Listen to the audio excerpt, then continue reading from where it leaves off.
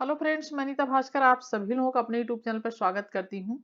और 50 क्वेश्चन हमने कंप्लीट कर लिए थे पार्ट 1 में पॉलिटिकल साइंस के, और 50 क्वेश्चन आज कंप्लीट करेंगे। और आशा करती हूँ वीडियो आपके लिए हेल्पफुल होगी, आपके एग्जाम के लिए सहायक होगी और वेरी हेल्पफुल होगी। और अच्छे क्वेश्चन हैं, पूरी वीडियो जरूर देखें। और वीडियो पसंद आए तो लाइक शेयर कमेंट करिएगा। चैनल पर नए हो तो सब्सक्राइब भी कर लीजिएगा, जिससे आने वाली नई वीडियो की नोटिफिकेशन आपको मिलती रहे। तो चलिए 51 क्वेश्चन से शुरू करते हैं। 51 क्वेश्चन है, तलवार के बिना प्रतिद्वंद्विता मात्र शब्द है। व्यक्ति को स्वतंत्र होने के लिए बाध्य किया सकता है। सी है, उच्चतर डाकू शक्ति केवल डाकुओं का झुंड बना सकती है। हॉब्स। राज्य का कार्य व्यक्ति में आत्मीयता की भावना को नष्ट करता है, उसके उत्तरदायित्व को कमजोर करता है और चरित्र को कुंठित कर देता है। रूसो। राइट ऑप्शन यहाँ पे ए हो जाएगा। ए का थर्ड है। ठीक है, ए का क्या है? थर्ड है। ठीक है, यानी तलवार के बिना बचता मात्र शब्द है। हॉब्स। उच्चतर बी का हो जाएगा आपका फोर्थ, रूसो। सी है जो, उसका हो जाएगा आपका वन, जीन बोंदा। और डी का हो जाएगा आपका सेकेंड। ठीक है, जेएस मिल। राइट ऑप्शन ये हो जाएगा। नेक्स्ट है, भारत संघ के किस राज्य के पृथक होने को प्रतिबंधित किया गया है? ठीक है, 16वां संशोधन 1963 द्वारा अधिनियम, संविधान अधिनियम 1969 या संविधान अधिनियम 1972 या संविधान 35वां संशोधन अधिनियम 1974 द्वारा। राइट ऑप्शन यहाँ पे ए हो जाएगा। तो 16वां संविधान संशोधन अधिनियम 1900, ठीक है, 63 द्वारा किसी भी राज्य के भारत संघ से पृथक होने तथा संघ को भंग करने के प्रमाण को अवैध घोषित किया गया है। ठीक है, ऑप्शन ए। नेक्स्ट है, राज्य निर्वाचन आयुक्त अपदस्थ किया जा सकता है राज्य के राज्यपाल द्वारा, राज्य विधानसभा के द्वारा, मुख्यमंत्री द्वारा जारी आदेश के द्वारा, या उच्च न्यायालय के न्यायाधीश को अपदस्थ करने की प्रक्रिया के समान प्रक्रिया। राइट ऑप्शन डी हो जाएगा, क्योंकि जो प्रक्रिया न्यायाधीश के लिए अपनाई जाती है वही प्रक्रिया यहाँ पे चुना राज्य निर्वाचन आयुक्त को अपदस्थ करने के लिए अपनाई जाएगी। ठीक है, ऑप्शन यानी महाभियोग प्रक्रिया जो होती है। ठीक है, तो राइट ऑप्शन आपका हो जाएगा ऑप्शन ए, सी डी हो जाएगा। चलो 54 है, प्राकृतिक अधिकारों के सिद्धांत की पुष्टि किसने की है? सभी उदारवादियों ने, केवल कुछ उदारवादी, जॉन लॉक या जॉन स्टुअर्ट मिल। और 54 क्वेश्चन का राइट ऑप्शन हो जाएगा कुछ उदारवादियों द्वारा। तो हॉब्स जैसे हैं उदारवादी विचारक, हॉब्स, जिनके द्वारा, ठीक है, जिनके द्वारा स्वतंत्र जीवन स्वतंत्रता, ठीक है, जीवन स्वतंत्रता और संपत्ति, जो प्राकृतिक अधिकार की बात करते हैं, मान्यता दी गई है, ते उदारवादी प्राकृतिक अधिकार के समर्थक रहे हैं। ठीक है, नेक्स्ट है, उरुग्वे चर्चा के दौर का परिणाम शुरू, एशिया प्रशांत आर्थिक सहयोग की स्थापना, एनएफटीएटी की स्थापना, टीए, या 77 समूह की स्थापना, विश्व व्यापार संगठन। और 55 का जो राइट ऑप्शन हो जाएगा ऑप्शन डी हो जाएगा, विश्व व्यापार संगठन की स्थापना। ठीक है, विश्व व्यापार संगठन की, ठीक है, स्थापना। और राइट ऑप्शन आपका डी हो जाएगा। ठीक है, 56 क्वेश्चन है, शासन प्रणाली है एक तरफ आवश्यक गुण है, कैबिनेट शासन प्रणाली शक्ति पृथककरण। बी है, अध्यात्मक शासन प्रणाली सामूहिक उत्तरदायित्व। सी है, संघात्मक शासन शक्तियों का संकेंद्रण। और डी है, एकात्मक शासन शक्ति विभाजन। ठीक है, और 56 का हम अगर मिलान करेंगे तो राइट ऑप्शन बी आएगा। ए का सेकंड है, बी का फर्स्ट है, और सी का आपका फोर्थ हो जाएगा, और डी का हो जाएगा आपका थर्ड, शक्तियों का संकेंद्रण। ठीक है, एकात्मक शासन।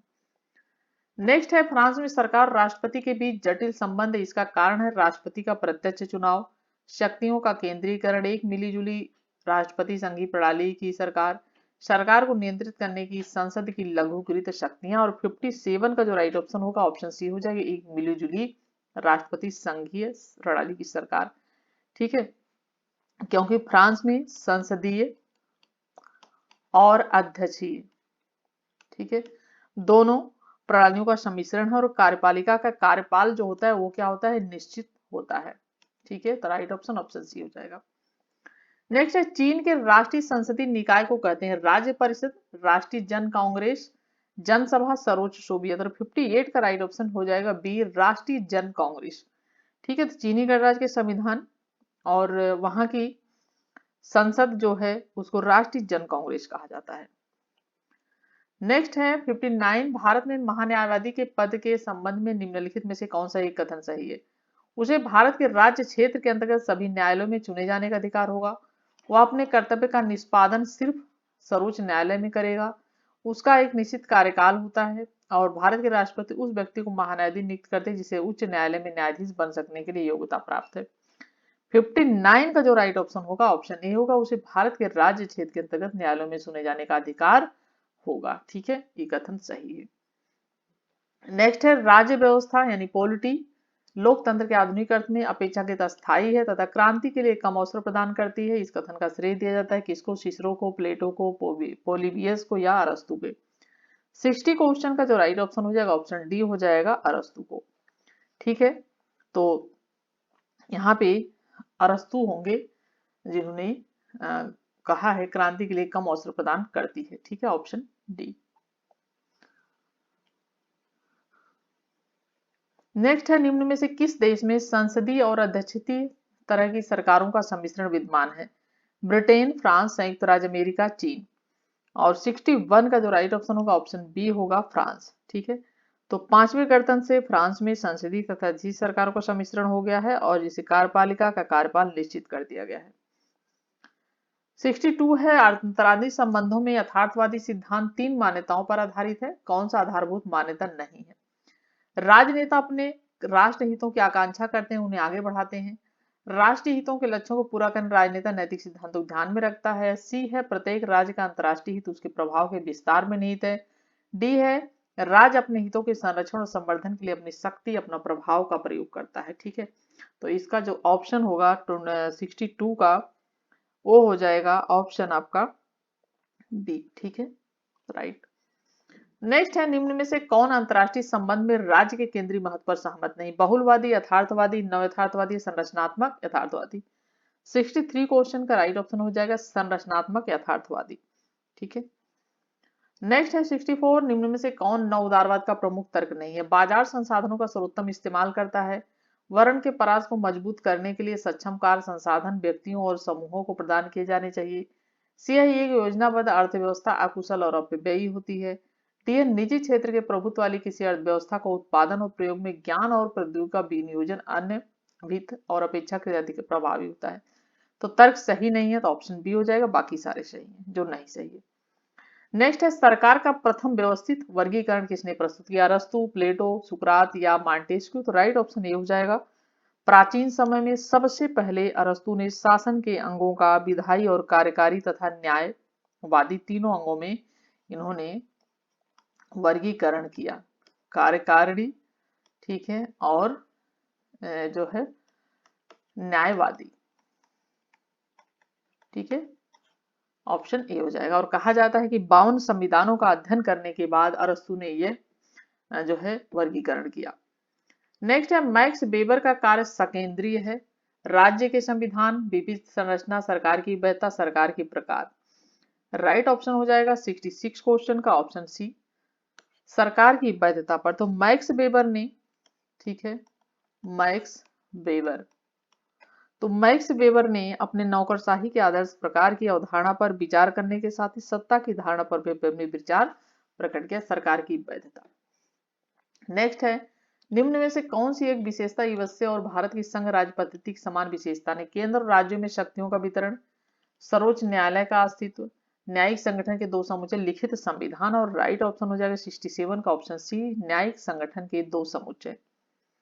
भारत में एक गहरी न्यायिक व्यवस्था है जबकि अमेरिका में दोहरी न्यायिक व्यवस्था है। ठीक है, यूएसए में दोहरी न्यायिक व्यवस्था है जबकि अपने यहाँ इकहरी है। ठीक है, यानी हम सिर्फ भारत के नागरिक हैं और वहां पे राज्य और जो है देश दोनों की नागरिकता होती है। नेक्स्ट है निम्न में से कौन सा एक कथन चीन के संदर्भ में सही नहीं है? सांस्कृतिक क्रांति 1964-1974 सफल नहीं हुई। चीन का साम्यवादी दल प्रजातांत्रिक क्षेत्रवाद के आधार पर संगठित है। सी है चीन का संविधान एक रूप न्यायिक व्यवस्था प्रदान करता है। चीन में माओ के नवीन प्रजातंत्र के विचार को व्यवहार में लाया गया। और 68 क्वेश्चन का राइट ऑप्शन ये हो जाएगा, सांस्कृतिक क्रांति 1964-1974 सफल नहीं हुई। ठीक है, संदर्भ में सही नहीं है। 69 क्वेश्चन है राज्य सरकार विधियां, प्रथाएं और संस्कृति यानी राजनीति विज्ञान के विषय क्षेत्र में कौन परिभाषित करता है? समुच्चय। और बी है संप्रदाय सरकार, प्रजा, राजनीतिक दल और सामाजिक वर्ग। राज्य सरकार, विधियां, सभ्य समाज और राजनीतिक दल। राज्य मूल्य सरकार, निर्णय निर्माण और राजनीतिक दल। 69 का राइट ऑप्शन डी हो जाएगा, क्योंकि राज्य मूल्य सरकार, निर्णय निर्माण और राजनीतिक दल राजनीतिक विषय का जो विज्ञान का विषय क्षेत्र है उसको अच्छी तरीके से परिभाषित करता है। 70 क्वेश्चन है, राजनीति विज्ञान में व्यवहारवाद एक प्रवृत्ति थी जिसने राजनीति विज्ञान को मानव प्रकृति पर आधारित किया। राजनीति विज्ञान को प्राकृतिक विज्ञान में बदलने का प्रयास किया। शक्ति की अवधारणा को प्रक्रिया की अवधारणा के लिए स्वीकार किया। और डी है व्याख्या को प्रतिमानों के लिए प्रतिस्थापित किया। 70 क्वेश्चन का राइट ऑप्शन क्या हो जाएगा? ऑप्शन बी हो जाएगा, राजनीति विज्ञान को प्राकृतिक विज्ञान बदलने का प्रयास किया। ठीक है, नेक्स्ट है सभ्य समाज राजनीतिक चिंतन में एक केंद्रीय अवधारणा नहीं है। हीगल के अनुसार, बेंथम के अनुसार, ग्रामशी के अनुसार, लेनिन के अनुसार। 71 क्वेश्चन का राइट ऑप्शन डी हो जाएगा, लेनिन के अनुसार। ठीक है, नेक्स्ट है बेनेडिक्ट एंडरसन ने राष्ट्र की कौन सी विशेषता बताई? एक प्रतिवेदन के जन्म संग्रह के रूप में, एक कल्पित समुदाय के रूप में, हमारे युग के भ्रम के रूप में, या एक सामाजिक संविदा के रूप में। और 72 का राइट ऑप्शन हो जाएगा, एक कल्पित समुदाय के रूप में बेनेडिक्ट एंडरसन ने कौन जो है विशेषता बताई है। नेक्स्ट है निम्न से किसने टीएच ग्रीन के राज्य विषय के इन विचारों की व्याख्या की है? मानव चेतना स्वतंत्रता चाहती है, स्वतंत्रता के लिए अधिकार आवश्यक तथा अधिकार राज्य की मांग करते हैं। एच.जे. लासी, आर.एम. मैकाइवर, ई बारकर, एम.एस. फिलिप्सेट। और 73 का जो राइट ऑप्शन हो जाएगा ऑप्शन सी हो जाएगा, ई बारकर। ठीक है, तो बारकर ने स्वतंत्रता के बारे में कहा कि मानव चेतना चाहती है, स्वतंत्रता में अधिकार नहीं था और अधिकार राज्य की मांग करते हैं। मानव अधिकारों की धारणा की निम्न में से किन एक परिपेक्ष में आलोचना की गई? सार्वभौमवाद, सांस्कृतिक पहचान, पंथ निरपेक्षता, व्यक्तिवाद। 74 क्वेश्चन है और राइट ऑप्शन ए हो जाएगा, सार्वभौमवाद। विधि का शासन जिस प्रकार की समानता को प्रतिस्थापित करता है वह है मूल विषय, प्रक्रियात्मक, वितरक या प्रतिमानित। तो 75 का राइट ऑप्शन बी हो जाएगा, प्रक्रियात्मक। ठीक है, नेक्स्ट है निम्न में से कौन विधि के शासन से घनिष्ठ रूप से संबंध रखता है? सैनिक विधि, मॉडल, मार्शल लॉ, न्यायिक सरोजता, संविधानवाद, शक्ति पृथक्करण। और 76 का राइट ऑप्शन संविधानवाद हो जाएगा। संविधानवाद का मतलब है स्वेच्छाचारी शासन के विपरीत।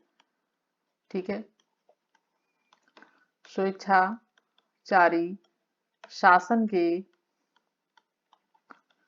विपरीत विधि के अनुसार शासन, यानी कानून के अनुसार शासन। ठीक है, सी। नेक्स्ट है हीगल ने सभ्य समाज को देखा विशिष्टता के साकार रूप में, एकता के साकार रूप, सार्वभौमिकता के साकार रूप या समुदाय के साकार रूप। 77 का जो राइट ऑप्शन हो जाएगा सी हो जाएगा, सार्वभौमिकता के साकार रूप में देखा हीगल ने। हीगल आदर्शवादी विचारक था। नेक्स्ट है निम्न देशों में से किसने एक ही प्रयास में सार्वभौम मताधिकार अपना? यूके, भारत, यूएसए, चीन। 78 का राइट ऑप्शन बी हो जाएगा, भारत।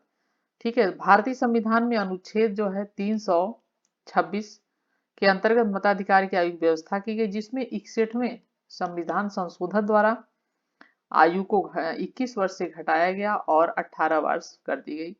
ठीक है, नेक्स्ट है जनमत का वास्तविक अर्थ है तर्क पर आधारित मत, बहुमत का मत, वह मत जो सारे समुदाय के कल्याण को ध्यान में रखे, संबंधित पक्षों का मत। राइट ऑप्शन क्या हो जाएगा? ऑप्शन सी हो जाएगा, वह मत जो सारे समुदाय के कल्याण को ध्यान में रखे उसे जनमत कहते हैं। नेक्स्ट है निम्न में से किस एक विवाद में अमेरिकी मुख्य न्यायाधीश मार्शल लॉ के न्यायिक पुनरुक्ति शक्ति को मान्यता दी गई थी? ठीक है, मैस्लोव बनाम मैरीलैंड, बारबरी बनाम मेडिसन, गिब्बन बनाम अगड्यू और स्कॉट बनाम स्टैमफोर्ड। राइट ऑप्शन बी हो जाएगा, मार्बरी बनाम मेडिसन। ठीक है, 1803 के प्रसिद्ध मामले में न्यायाधीश मार्शल लॉ थे। ठीक है, संविधान की व्याख्या करके वह इस परिणाम पर पहुंचे कि न्यायालयों के लिए आवश्यक है कि कानून की वैधानिकता की क्या करे, उसकी जांच करे। ठीक है, उसकी जांच करे और वह इस निष्कर्ष पर पहुंचते हैं कि कानून अगर वैधानिक है तो ठीक है और अगर वैधानिक नहीं है तो उसे लागू करना अस्वीकृत कर दें। ठीक है, तो राइट ऑप्शन ऑप्शन बी हो जाएगा। नेक्स्ट है मार्क्सवादी समाजवाद के अनुसार समाजवादी राज्य में राज्य पूरी तरीके से अनावश्यक है, आवश्यक है, किसी भी वर्ग की विचारधारा का प्रतिनिधित्व समाप्त कर दिया जाता है। तो 81 का जो राइट ऑप्शन हो जाए ऑप्शन बी हो जाएगा। ठीक है, आवश्यक है जहां लोग क्षमता अनुसार कार्य करें और कार्य अनुसार प्राप्त करें। तो कहा था कार्ल मार्क्सवादी विचारक। नेक्स्ट है, निम्नलिखित राष्ट्रवादी नेताओं में से किसके लिए यह कहा गया है कि राजनीति में उग्र उन्मूलनवादी थे परंतु सामाजिक मुद्दों पर रूढ़िवादी थे? गोपाल कृष्ण गोखले, बाल गंगाधर तिलक, लाला लाजपत राय, मदन मोहन मालवीय। राइट ऑप्शन हो जाएगा ऑप्शन बी। क्योंकि ठीक है, ऑप्शन बी हो जाएगा क्योंकि बाल गंगाधर तिलक वैसे तो उग्रवादी थे लेकिन जब सामाजिक मुद्दे थे उसमें रूढ़िवादी थे। गणेश उत्सव आदि सब चीजों की, शिवाजी उत्सव आदि चीजों की इन्होंने शुरुआत की, इसीलिए इन्हें सामाजिक मुद्दों पर रूढ़िवादी कहा जाता था। नेक्स्ट है, किसने राज्य का इस प्रकार वर्णन किया कि संपूर्ण विज्ञान में हिस्सेदारी साझेदारी है, संपूर्ण कला में साझेदारी है, प्रत्येक सद्गुण और सभी पूर्णता में साझे? एडमंड बर्ग, अरस्तु, मैकाइवर, मॉर्गन। और राइट ऑप्शन हो जाएगा 83 क्वेश्चन का ऑप्शन ए, एडमंड बर्ग। तो बर्ग ने स्वीकारा कि राज्य की संपूर्ण विज्ञान में साझेदारी है, संपूर्ण कला में साझेदारी है और प्रत्येक सद्गुण और सभी पूर्णता में साझेदारी है। नेक्स्ट है, निम्नलिखित में से किस विचार पद्धति में कानून को स्वतंत्रता का विरोधी समझा जाता है? लोकतंत्री विचार पद्धति, शास्त्रीय उदारवादी विचार पद्धति, समाजवादी विचार पद्धति या समष्टिवादी विचार पद्धति? 84 का राइट ऑप्शन बी हो जाएगा, शास्त्रीय उदारवादी विचार पद्धति। ठीक है, तो शास्त्रीय उदारवाद जो है उनका मानना है, ठीक है, शास्त्रीय उदारवादी जो है उनका मानना है कि व्यक्ति को उसकी मनोदशा पर छोड़ दो और राज्य का हस्तक्षेप, कानून का बंधन उस पर कम से कम होना चाहिए। ठीक है, जिससे व्यक्ति क्या करे, अधिकतम स्वतंत्रता का उपभोग कर सके। ठीक है, 85 है, जीवन स्वतंत्रता और सुखानुसरण तथ्य। अमेरिकी स्वतंत्रता घोषणा पत्र, भारत के संविधान के उद्देश्य क्या, सोवियत नागरिकों का संबंध रखने वाले यूएसएसआर यानी रूस के संविधान का, यूनाइटेड स्टेट के संविधान के अधिकार पत्र का? 85 का राइट ऑप्शन ये हो जाएगा, अमेरिकी स्वतंत्रता के घोषणा पत्र का। ठीक है, 86 है, लॉ ऑफ द कॉन्स्टिट्यूशन का प्रख्यात लेखक कौन था? AB Dicey, Herman Finer, RD जेगट, एबी बिलोपी। और राइट ऑप्शन ये हो जाएगा एबी डाइसी। ठीक है, नेक्स्ट है, निम्नांकित में से किसने अधिकारी तंत्र यानी नौकरशाही जिसे ब्यूरोक्रेसी कहा जाता है लोक विवेकपूर्ण विधिक सत्ता के रूप में विचित्रित किया? MF Marx, Wilfred Pareto, Max Weber, Herbert A Simon. 87 का राइट ऑप्शन सी हो जाएगा। ठीक है, राज्य द्वारा प्रतिपादित कुछ सामान्य सिद्धांतों के अनुसार उत्पन्न अनेक पद ऐसे होते हैं जिसे एक विशिष्ट प्रकार की सत्ता जुड़ी होती है और एक व्यक्ति को वैधानिक नियम के अंतर जितना अधिकार उसे प्राप्त हुआ है, ठीक है, जितना उसे अधिकार मिला है, राइट्स मिला है, उससे बाहर उससे अधिक सत्ता का उपयोग वो नहीं कर सकता। ठीक है, ऑप्शन सी हो जाएगा।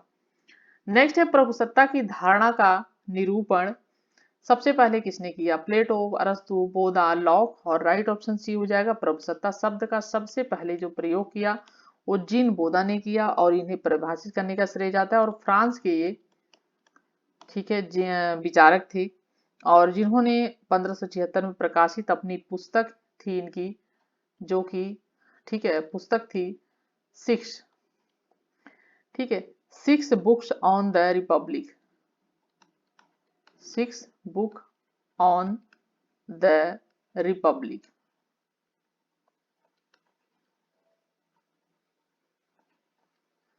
ठीक है, रिपब्लिक। ठीक है, तो मैं एक फ्रेंच सावरेंटी शब्द जो था, सावरेंटी फ्रेंच शब्द, ठीक है, इसका इन्होंने प्रयोग किया जिसे संप्रभुता, प्रभुसत्ता कहा जाता था। नेक्स्ट है 89 क्वेश्चन, मिलान करना, अवधारणा और विचारक। राज्य का दार्शनिक सिद्धांत, मैकियावली। राज्य और विधि का सामान्य सिद्धांत, बेंथम। दार्शनिक उग्रवाद, कैल्सन। नागरिक सद्गुणों की अभिवृद्धि की पूर्वदशा, बोसाके। और डी है जो है बोसाके। ठीक है, यहाँ पे हम मिलान करेंगे 89 क्वेश्चन का, तो राइट ऑप्शन जो होगा वो ए हो जाएगा। मिलान करेंगे, ए का 4th है, बी का 3rd है, ठीक है, सी का आपका जो है वो 2nd है और डी का 1st है। ठीक है, मैकियावली। 90 क्वेश्चन है, फ्रांस की राज्य क्रांति का स्वरूप था बुजुर्वा, मध्यवर्ग, सर्वहारा, समाजवाद, नव लोकतांत्रिक। और 90 क्वेश्चन का राइट ऑप्शन ए हो जाएगा, बुजुर्वा। ठीक है, फ्रांस की जो क्रांति थी उसका स्वरूप क्या था? बुजुर्वा, मध्यम वर्ग। 91 है अनियंत्रित बाजार आधारित पूंजीवाद का परिणाम होगा कार्यकुशलता, उत्पादन वृद्धि तथा व्यापक सर्वसम्मतता। न उदारवाद के साथ, न अनुदारवाद के साथ, न मार्क्सवाद के साथ, इनमें से किसी के साथ नहीं। और 91 का जो राइट ऑप्शन होगा ऑप्शन ए हो जाएगा, न उदारवाद के साथ। ठीक है, ऑप्शन ए। नेक्स्ट है कार्ल मार्क्स और एफ एंगल सहायक हैं, सहलेखक हैं। दास कैपिटल, एंडीवलिंग, German ideology, critique of the Gotha programme. Right option C हो जाएगा, जर्मन आइडियोलॉजी के सह सहायक हैं। ठीक है, 92 क्वेश्चन। फांसीवाद निम्नलिखित में से किस एक सिद्धांत का समर्थन नहीं करता है? समाज की निगमवादी समझ, प्रजातीय उत्कृष्टता, सर्वहारा की तानाशाही, आज्ञा पालन तथा अनुशासन। 93 का राइट ऑप्शन हो जाएगा सर्वहारा की तानाशाही, ऑप्शन सी। 94 है रूसो के बारे में निम्नलिखित कथनों में से कौन सा एक सही? रूसो ने बुद्धिवादी व्यष्टिवादी परित्याग द्वारा संविदा सिद्धांत के मुख्य रूपांतर किया। रूसो ने हॉब्स और लॉक के संविदा सिद्धांत को अधिक संघ और सुव्यवस्थित बनाया। रूसो ने पूर्ववर्ती संविदा चिंतकों के नैसर्गिक विधि और नैसर्गिक अधिकार की परंपरा को जारी रखा। राज्य की प्रकृति के बारे में रूसो के सामान्य निष्कर्ष राजनीतिक दर्शन में प्रत्ययवादी सर्वाधिकारवादी परंपरा के आगमन को अभिव्यंजित नहीं करते। 94 क्वेश्चन का राइट ऑप्शन ये हो जाएगा, रूसो ने तर्क बुद्धिवादी व्यष्टिवाद के परित्याग द्वारा संविदा सिद्धांत का मुख्य रूपांतर किया।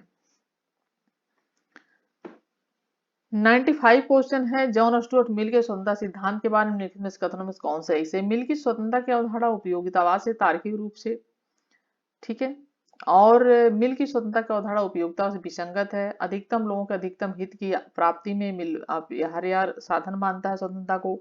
मिल का विचार है कि स्वतंत्रता के बिना मनुष्य बौद्धिक और नैतिक पूर्णता प्राप्त नहीं कर सकता और विकास और एक आदर्श मनुष्य नहीं बन सकता। तो राइट ऑप्शन क्या हो जाएगा, कौन सा एक सही पूछा है? तो ऑप्शन इसका हो जाएगा 95 क्वेश्चन का डी हो जाएगा। ठीक है, नेक्स्ट है कौन मूल अधिकार के अंतर्गत नहीं आता? स्वतंत्रता का अधिकार, समानता का अधिकार, संपत्ति का अधिकार, शोषण के विरुद्ध अधिकार। तो राइट ऑप्शन क्या हो जाएगा, संपत्ति का अधिकार हो जाएगा, क्योंकि यह अब मूल अधिकार के अंतर्गत नहीं आते। हमारे 6 मूल अधिकार है। पहला है समानता का अधिकार, दूसरा है स्वतंत्रता का अधिकार, ठीक है, तीसरा है आपका धार्मिक स्वतंत्रता का अधिकार, चौथा है आपका शोषण के विरुद्ध अधिकार, पांचवा शिक्षा तथा संस्कृति का अधिकार, छठा है आपका संवैधानिक उपचारों का अधिकार। ठीक है, नेक्स्ट है भारतीय संघ के अंतर्गत किसी राज्य को मिलाने का अधिकार किसे है? भारत के राष्ट्रपति, प्रधानमंत्री, संसद, सर्वोच्च न्यायालय। और 97 का राइट ऑप्शन सी हो जाएगा। देखिए भारतीय संघ राज्यों से बना एक जो है संघ है जिसका अर्थ है कि भारतीय संघ को किसी भी प्रकार से नष्ट नहीं किया सकता। ठीक है, तो संसद में कानून बनाकर जो है इसकी सीमाएं संसद बदल सकती है। इसके लिए बिल लाया जाता है तो उसके राज्य जो सीमा है उसकी परिवर्तन कर सकती है, या ये सारी चीजें जो है संसद कर सकती है, किसी नए राज्य का निर्माण कर सकती है। भाषा के आधार पर राज्य के पुनर्गठित आयोग की स्थापना कब की गई? तो ऑप्शन बी हो जाएगा 1956। ठीक है, 1956 में भाषा के आधार पर राज्य के पुनर्गठन आयोग की स्थापना की गई। 99 है संयुक्त राष्ट्र संघ महासभा की प्रथम महिला अध्यक्ष कौन थी? एनी बेसेंट, इंदिरा गांधी, विजय लक्ष्मी पंडित, सरोजिनी राइट। ऑप्शन सी हो जाएगा 99 का राइट ऑप्शन सी हो जाएगा, विजय लक्ष्मी पंडित थी संयुक्त राष्ट्र महासभा की प्रथम महिला अध्यक्ष। 100 और लास्ट क्वेश्चन है संविधान की 8वीं अनुसूची में संवैधानिक संशोधन और निम्न में किस भाषा कौन सी भाषा जोड़ी गई? संस्कृत, सिंधी, पंजाबी, कोंकणी। और राइट ऑप्शन हो जाएगा ऑप्शन बी सिंधी। तो संविधान का 21वां संविधान संशोधन 1967 द्वारा सिंधी भाषा को 8वीं अनुसूची में 14 भाषाओं के साथ स्थान दिया गया था और जिसकी संख्या 15 हो गई थी। और सरकार ने पुनः मणिपुरी, कोंकणी, नेपाली को 8वीं अनुसूची में स्थान दिया और कुल संवैधानिक जो भाषाओं की संख्या हो गई थी 15 से 18 हो गई थी। और अब जो संवैधानिक जो 18 है लेकिन अब 22 भाषाएं हो गई हैं। ठीक है, 4 भाषाएं बाद में और जोड़ी गई थी। तो हमारे 100 क्वेश्चन कंप्लीट होते हैं और आशा करती हूँ वीडियो आपके लिए हेल्पफुल रही होगी। और हेल्पफुल रही हो, पसंद आई हो तो लाइक शेयर कमेंट जरूर करें। चैनल पर नए हो तो सब्सक्राइब कर लें। नेक्स्ट वीडियो मिलती हूँ आप सभी से, तब तक के लिए thank you for watching video.